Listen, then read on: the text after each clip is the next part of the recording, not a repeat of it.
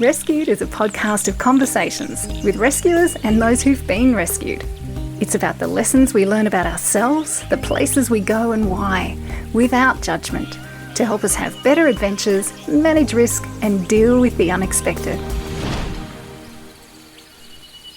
Closer to Morocco than Madrid, the resort town of Nerja on Spain's southern coastline draws visitors to its beaches, historic caves and mountainous national park that surrounds it.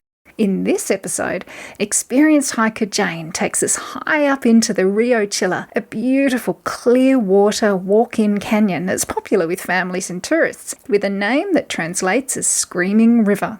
It's a trip that should have taken about 4 hours, but as you'll hear, took much, much more. Well prepared and loaded with research, Jane shares her story of what she learnt from a long, painful and lonely night when she found herself waking up to a dog licking her face, the threat of wild boar, and what items she's added to her packing list since. Tell me your first memory of seeing mountains and what it felt like to walk in the mountains. Well, I guess I've been very fortunate. I started traveling from very early age, backpacking when I was in my early 20s. But I think my earliest memory in terms of hiking in the mountains is probably as early as sort of 20 years ago when I first started to really get into hiking. One of my good friends asked me if I'd want to go to Nepal with her. So having never done any hiking before, she then took me up to Scotland to train. So that was a big culture shock, and that was how I got into hiking, really. Never looked back from that.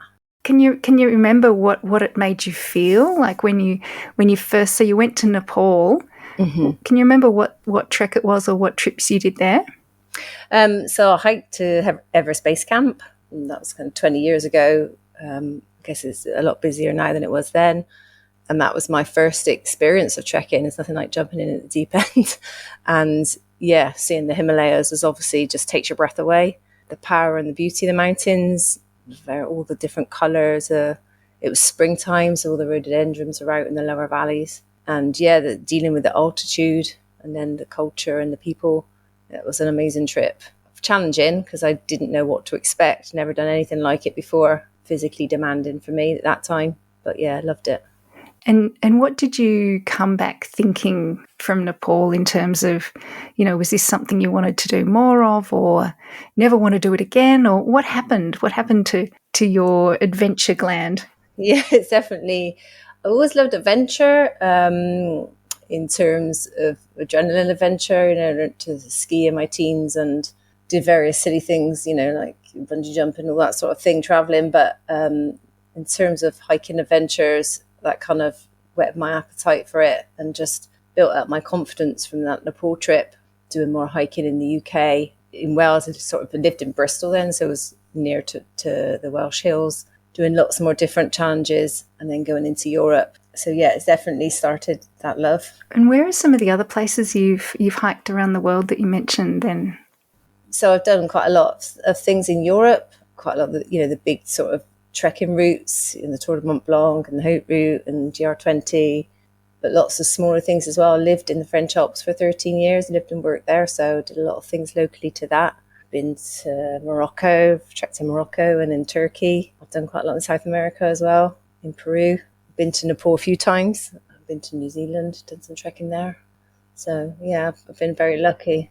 So take me to March this year. How long had you been in Spain and how fit and active you were at the time? We've been travelling around for a while. We decided, having done so many winters in the Alps, and before that I was in Canada, so I've done like about 15 back-to-back ski winters. So to do a winter in the sunshine, something different was what we wanted to do. So we headed down to southern Spain on the coast near inland from Murcia and another national park, did some hiking there. And then we headed into Nerja. My husband works online, so hence why sometimes I go out on my own. Didn't know anybody in Nerja, so we'd gone out together, but also mainly gone out on my own. Well, 2 rules I have for myself when I go out on my own. One is to always choose my routes carefully. So when I go to a new place, I have these guidebooks and I read the guidebooks and do some research, and I have various lists of hikes that I want to do, and I categorize them, one list with my husband, one with the dog, one on my own. And when I go on my own, it's very simple routes, always on a main route, never with any scrambling or exposure. And I've always done it that way, just, for safety. I love doing more gnarly routes, scrambling and exposure, but only ever with other people. So it sounds like, you do it, smart research and you've got preparation. What other things do you normally do to prepare for going out on a hike? Well, the fundamental things, I always tell someone where you're going. Obviously, with my husband, I always tell him where we're going.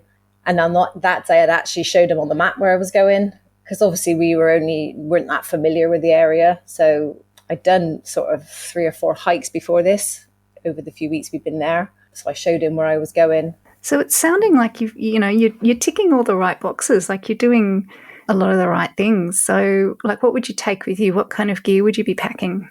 So I always have a spare battery charger in my bag, because I rely on my phone for navigation. I also like to listen to music, and I take lots of photos, so you can easily use up the battery. So I always have a power pack in my bag always.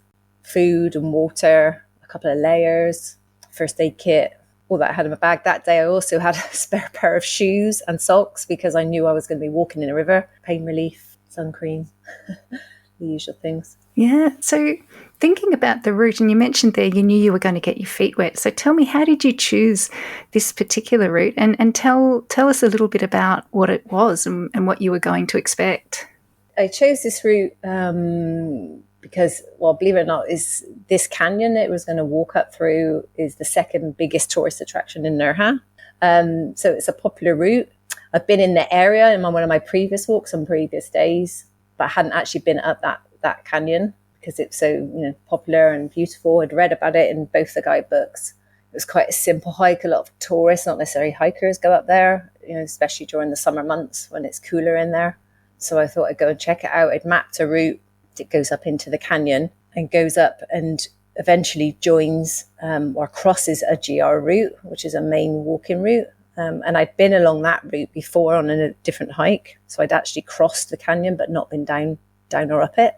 So, and then once I joined that route, I was then going to hike out to a mountain town called Frigliana and call my husband to pick me up. It was only like a 10-minute drive. Frigliana's only a 10-15-minute drive from Nerja. So that was the route I'd mapped out. And how long were you expecting the route to take? Well, like I say, I map it on my phone. So, I knew it would take about 4 to 4.5 hours.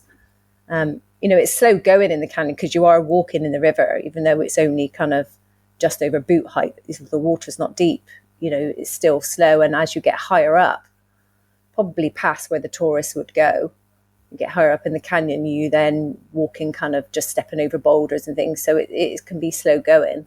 How cold was the water? It was pretty cold, but a nice cold. It was a warm day. I had my hiking boots. I had proper hiking boots on.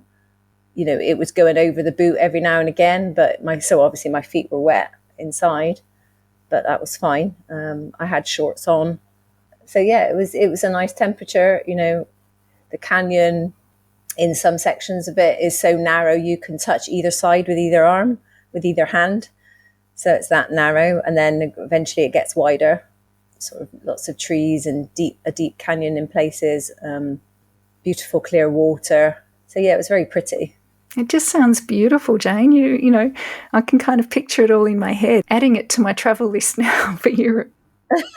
So tell me what happened. So you're in the canyon and walking along. Were there many people there at the start?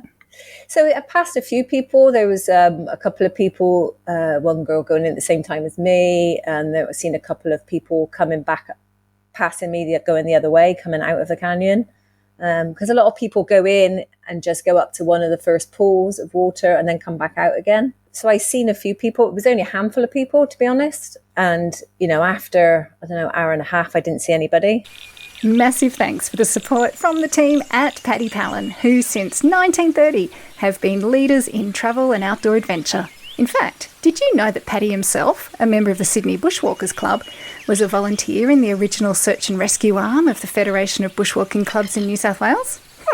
Nice one, Paddy. It all sounds like a perfect day out so far. What happened next? It was about 1:30. so basically I was in the water and I stood on a rock. Wasn't a high rock. I just stood on it to cross over the river, and my foot slipped, and it literally just slipped. Foot slipped off. Well, both feet slipped off, but the right foot kind of, I guess, went at a funny angle. And I knew instantly I broke my leg. I just knew it. I heard it and I felt it. Wow. And I was in the river. So kind of pulled myself to the shore of the river. There was a little beach on the shore. Shoved my head between my legs for a few minutes while the world was spinning, until I calmed and hadn't seen anybody for ages. There was nobody around. What went through your head in that instant, in that moment? As I heard the crunch, I actually shouted out, "No, no, no, no, no, no," because I knew what that had broke my leg, and I knew I was in a precarious situation in the location I was in. I knew it instantly. And then the next thought was trying not to pass out. Can you describe the scene around you? You said you're on a beach. What else are you seeing at that time and hearing and feeling? So yeah, it was this, I say beach, it was a small kind of bank. There was boulders around me, lots of greenery. The river it wasn't in a narrow part of the canyon by that point. Obviously the loud sound of water, the feeling right now of isolation. I got out my phone, then realised I had no mobile phone signal whatsoever. I pulled out 3 little words, and I kept playing with my phone thinking there must be some way I can use because it was picking up GPS, because I could see on the map where I was, and I was very close to the GR route that I was going to take away from the canyon. But yeah, there was nothing. There was no signal at all. I started to kind of shout and blow my whistle. I have an Osprey backpack, so I was blowing the whistle, thinking I'm near that trail. Maybe somebody is crossing that trail that might hear me. But yeah, there was nothing. Nobody around. Can you talk me through the conversations you were having in your head to yourself? What was happening for you? I was actually calmer than what I thought it would be. I knew that I, obviously told Paddy where I was going, showed him on the map. So I was saying to myself, well, I'm going to be here a long time, but he knows where you are. So you're going to be fine. Somebody will come and get you. I knew that it's going to be a long time because now he doesn't know there's a problem yet. My first thought was, oh God, I hope it don't get dark. But clearly that was always going to be the case. So I was just trying to be positive, just trying to stay positive, telling myself, look, I even spoke to myself out loud, Jane, you're going to be right. You're not going to die here. You've just broken your leg. Paddy knows where you are. He'll get help. It's all going to be all right. And that's kind of my mantra all the way through. I sang to myself a bit. I tried to stay warm because obviously very quickly I got cold. I had 2 layers in my bag. So I had obviously was wearing a t-shirt, but I had like a fleece hoodie in my bag, and I had a waterproof shell. So I put that on straight away. They both had hoods because the bank of the river that I was sat was in the shade. So even though it was a warm day, it was quite cold, and obviously my body was going to shock as well. So yeah, quickly got cold. Yeah, my feet were wet. I zipped on the leg of my trousers on the good leg and changed the sock and the shoe on the good leg so that was dry. But I couldn't go anywhere near my broken leg. I couldn't even move it, without its sheer pain. So I just kind of rested the leg of the trouser against my leg, trying to stay a bit warm, trying to keep it warm. But yeah, I still had the wet boot and sock on that foot. It sounds like very calm and composed and, well thought out and methodical. Did you feel any of that at the time, or are you normally a very practical, pragmatic kind of a person? Yeah, I guess I am quite organised and quite pragmatic, I guess, yeah. I guess nobody really knows how they react in that situation until you're in it. And if I'd have heard this story from somebody else, I think, wow, that must have been really scary, or God, that I couldn't imagine it. But when you're in it yourself, you just deal with it. You said you felt isolation at that time. Did you feel any fear then? No, it's a funny thing because it's the first word that people use. You must have been frightened or scared, but I wasn't. I think the best word to describe it was helpless, isolated and helpless, really, rather than scared and frightened, because I couldn't do anything to help myself. I couldn't, other than try and keep warm and wait for somebody to come and help me, and that's the worst feeling. But actually, no, the worst feeling was knowing what my husband was about to go through. That was the helpless thing. So can we talk about that for a minute? Had you guys ever discussed what he would do or you'd do in case, you had been delayed on a walk, or you had, been lost, or if you hadn't come back? Had you ever had that sort of discussion? No, not really. Is the honest answer. We hadn't had that discussion. We'd always talk about timings, and know that we're going to be late or change our route or whatever. We would message. So, but we'd never really discussed what we would do if this had happened. He was obviously expecting me to call, between 3:30 and 4 o'clock for a lift. He tried to call me because he hadn't heard from me, and then he starts to worry. What was his actions that he took? What did he do? And do you know now the things that were going through his mind? Yeah, he obviously worried because this is unlike me, not to message, or because obviously there's various things that can change.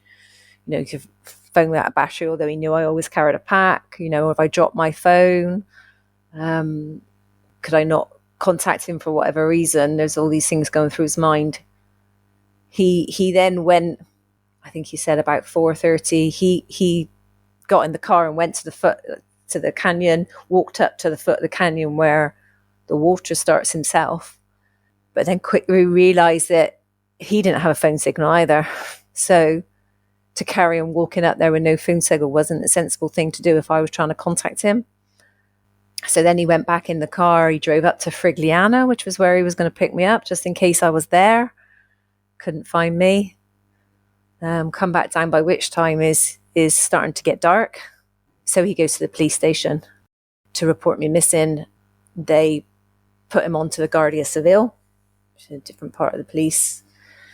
Yeah, he said they were brilliant in there with him. They, asked him a couple of questions. Had we had a row? Did I know anyone else in the area? But very quickly took him seriously, and started to put a rescue team together to come and find me. He got sent back to the apartment where we were staying, just in case I come home. So he went through a living hell, really, imagining all sorts had happened to me. And how does he reflect on that time, those hours when he didn't know? Now, have you had discussions about that? Yeah, we have. He obviously said it was pretty tough. He called my brother during the night because he felt that he had to speak to somebody from my family, but didn't want to worry my elderly parents. Mm. Yeah, he said at that point he would have given anything for me to turn up with a broken leg. It was tough. Mm. As the sun started to go down and as it's getting cooler, I'm imagining, and down on that riverbank, what were you doing to pass the time, and were you conscious of the passing of time? The time kind of went slowly and went quickly, which sounds crazy, but went through a routine of rubbing my arms and my legs, trying to stay warm, singing to myself. Can you remember what you sung? So it's a funny story. I was singing Mamma Mia, Here I Go Again. Haven't heard that song in a long time. I have no idea why that came out of my head, but just kept singing it. Roll forward a few days, speaking to my family and my niece, and I said I was singing. My niece says, "Oh, don't tell me you were singing Mamma Mia." I said, "How on earth do you know that?" And apparently I used to sing it to her when I was teaching her to ski when she was a little girl and she was scared. you started with those feelings of isolation and you didn't feel fear at first. Did you sort of feel waves of different emotions throughout the period of time you were waiting? I don't remember feeling lots of different emotions. I was just kept saying sorry to my husband. We know each other so well. I knew that help would be on the way. I guess maybe a bit of frustration for myself for slipping on such a stupid rock. You said it wasn't very big. So do you remember sort of how tall it was? Was it as high as your knee? Not quite as high as my knee, no. No, probably halfway up my shin, maybe. So isn't that the thing, you think of all the places you've walked around the world and all the mountains you've climbed and the technical scrambles that you've done and all of that kind of, experience and sort of muscle memory your body must have. Yeah, exactly. It's bizarre.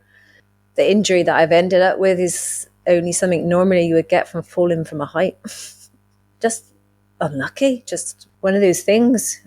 These things can come and get you when you least expect it. Yeah. So speaking of coming to get you then, how did the hours play out? So 1:30-ish this all happened. Yeah. Your husband, goes and tries to find you at the end of the canyon, about 4:30. And then he was back home and the search had started. How long then? What happened next? So I believe that the Guardia Civil, they were putting together a rescue team, but some of the rescuers locally, but some of them come from Malaga. So it just takes time, as you know, scramble rescuers in. Wasn't an easy place to rescue somebody from either. And they didn't know whereabouts in the canyon I was, obviously. A local man that lives in the last house where the canyon starts. And he was the chap that found me. When they called him, he got his 2 dogs and he hiked up in the dark and he found me. It was about 11:30 at night. I think I dozed off and all I knew was these 2 dogs licking my face. And I could see a torch and he shouted and I shouted and yeah, he found me. Obviously, I've never been so pleased to see somebody have a smiling face. So he had to leave me then to go and hike out to get a phone signal so he could alert everyone where I was. He tried to leave one of the dogs with me, but he didn't want to stay. And he said, "Oh, you'll be okay. You'll be okay. It's just the wild boar around here." And I hadn't even thought about that. It's just the wild boar. That's fine. That you'll survive the broken leg, but the wild boar might do you in. So he said, if you hear a rustling, just make lots of noise. So he goes and leaves me for about another hour. And then when he come back, he lit a fire to help warm me up.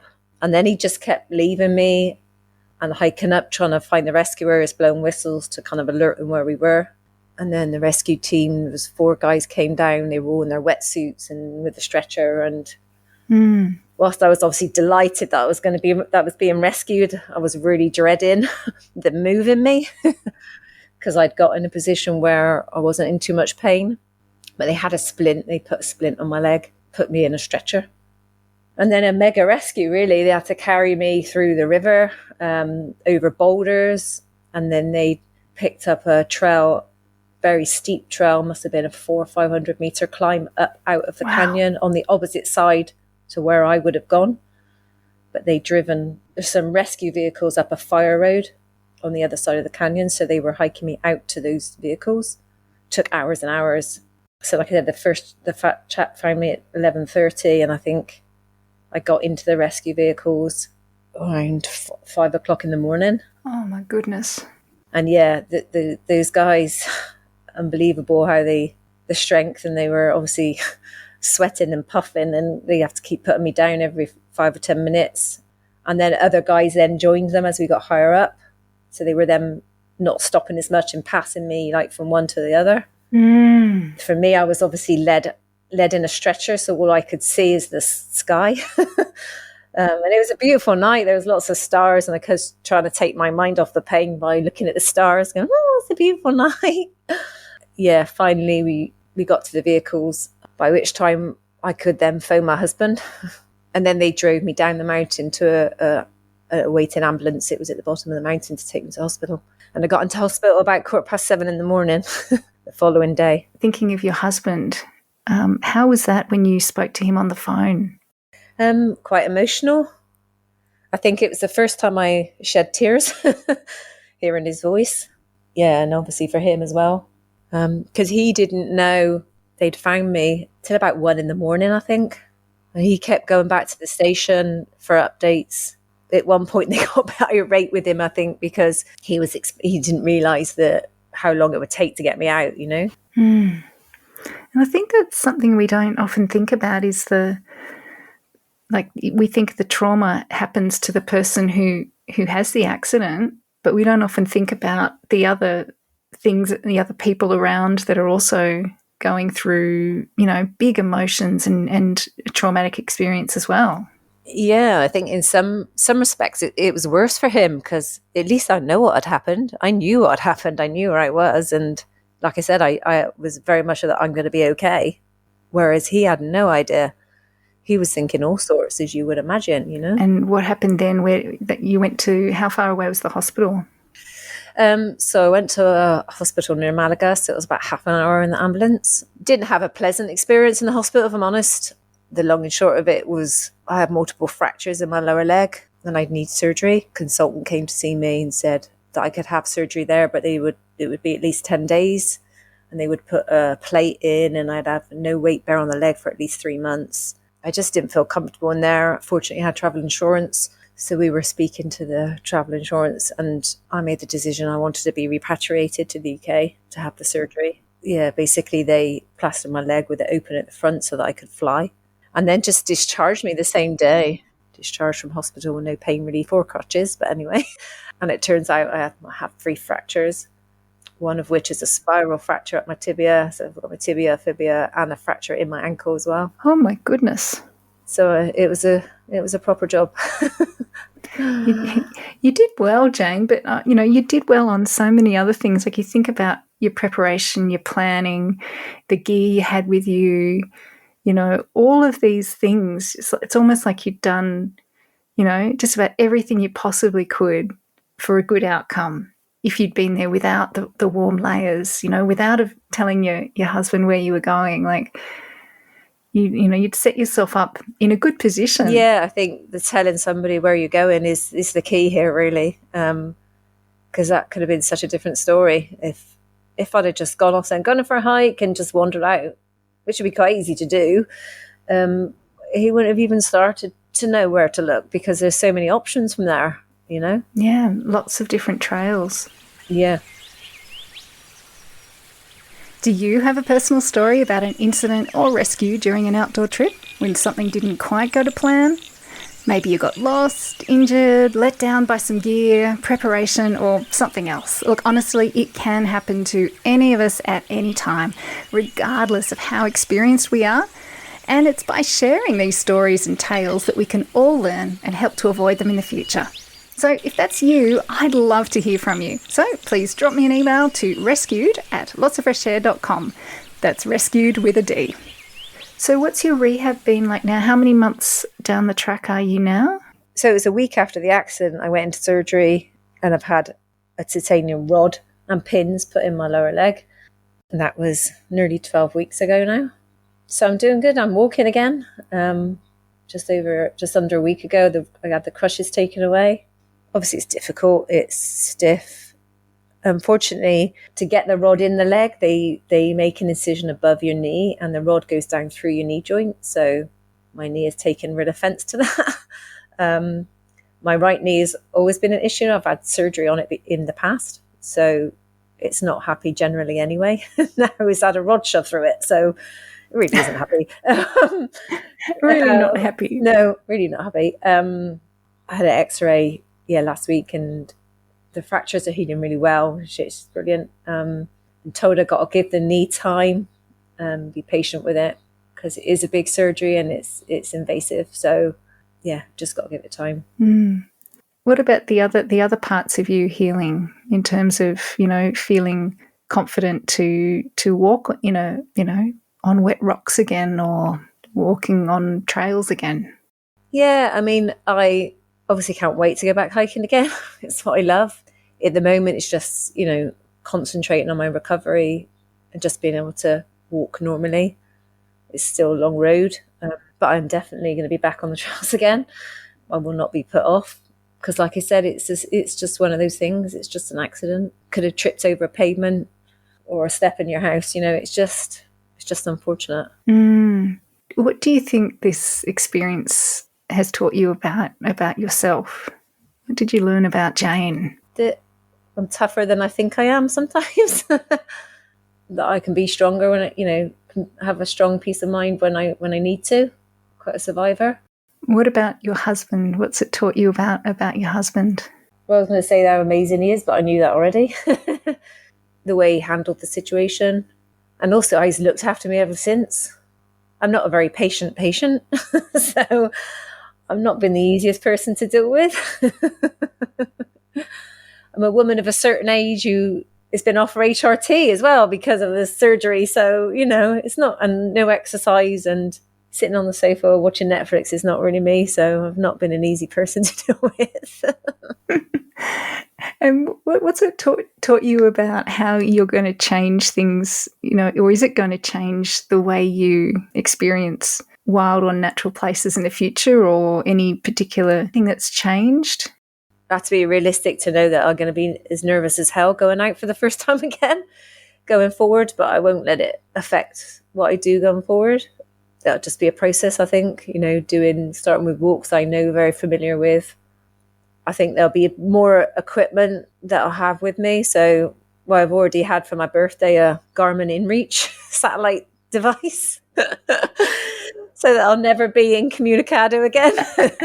Now, did you ask for that, or did someone just buy it for you? I think me and my husband decided together that was what we were going to have. Excellent. Yeah, and he's also bought me a new iPhone as well, so I've got a double satellite and things like, I think I'll put a survival blanket in my bag from now on. And one thing for Paddy as well, which is an interesting thought, they kept asking him for recent photo of me and also what I was wearing on the day. And of course, he didn't really take any notice of what I was wearing when I walked out the door. So maybe a quick photo, snap a photo of someone walking out the door when they're on their own, so that you've always got that to give to somebody. Yeah, that's a good lesson. I've not heard that one before, but it makes sense, Yeah. What advice or what would you want to give to other people in your similar situation who were in a foreign country, didn't speak the language, loved the mountains or loved going hiking and went off by yourself? What would you want to say to them? Do your research, pick easy routes. Always tell somebody where you're going. It's that key one, really, and go prepared. And it's an interesting one, isn't it? Even when you're not in a foreign country, even when you're in your own country in the hills that you're always in, it's so easy to twist your ankle or trip over and sprain your ankle, and you could be sat out there for hours in a cold wind before somebody comes to help you. So I guess that's what made me think, of always having things with you to keep you warm. Those survival blankets. Yeah. Those space blankets, survival blankets, they're amazing things and so light and cheap. And yeah, in a situation, if you find yourself in that situation, is to be positive and not panic, really. My next question, and probably in wrapping up, Jane, is when the bones are healed, and where's the future adventures for you going to take you? In terms of hiking plans, the next year I'm just going to go with the flow and listen to my body. Long-term plan, my long-term goal, because I always like to have a long-term goal, and I think I need one at the moment, is going back to Nepal in the autumn of 2024. I'm planning to go back and do a trek in Nepal. So that's my long-term aim. That sounds a wonderful, wonderful aim to have, going the full circuit, hey? Back to where it all started. Yeah, definitely. It's a wonderful, wonderful story, and thank you so much for sharing and for taking us into that beautiful canyon and the way you described it. It's selling it from a tourism perspective, fast healing and good healing to not just your bones, but that old dodgy knee as well. Yeah. Thanks, Cara. It's lovely to talk to you. The Rescued podcast is produced on the unceded lands of the Gundungurra and Darug people of the Blue Mountains of New South Wales. I pay my respects to elders past and present and acknowledge their enduring connection to and care for country. Special thanks to our sponsors, Paddy Palin, and to Jen Brown for production support. This has been a Lots of Fresh Air production.